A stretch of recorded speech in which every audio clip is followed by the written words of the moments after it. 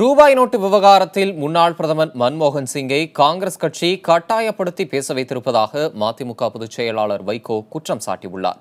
பிரதமர் மோடியின் நடவடிக்கையால் நன்மையே ஏற்படும் எனவும் அவர் தெரிவித்திருக்கிறார். பெஸ்ட் எக்கனாமிஸ்ட், ரொம்ப உண்மையிலேயே ரொம்ப பாராட்டத்தக்கார். அவரை பிடிச்சு கொண்டாந்து ஆட்டை கொண்டாந்து விடுற மாதிரி விட்டு அவர் பேச வச்சுட்டாங்க. அவருக்கு அங்கே கட்சிக்காக பேசிட்டு போயிட்டார். நான் என்ன சொல்கிறேன், முன்னேற்பாடுகளை செய்திருந்தால் எல்லாரும் தான் முன்கூட்டியே இதை யூகிச்சு தெரிஞ்சுக்கிட்டு இந்த நோக்கமே நிறைவேறாத இந்த கள்ளப்பணத்தை எல்லாத்தையும் எப்படி மாற்றுறதுங்கிற வழியை ரொம்ப எளிதாக செய்திருப்பாங்க.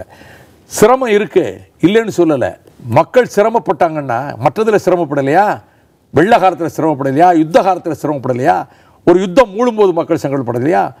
எத்தனையோ போர் வீரர்கள் உயிர்களையே கொடுக்குறாங்க பார்டரில் இருந்து.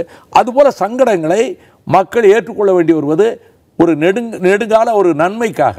ஆப்ரேஷன் பண்ணுறோம், வலிக்குது, கசப்பு மருந்து சாப்பிட்றோம், கஷ்டமாக தான் இருக்குது, நோய் தீரணும், சிகிச்சை வெற்றி பெறணும், அப்போ வலிக்கத்தான் செய்யும். அதுபோலத்தான்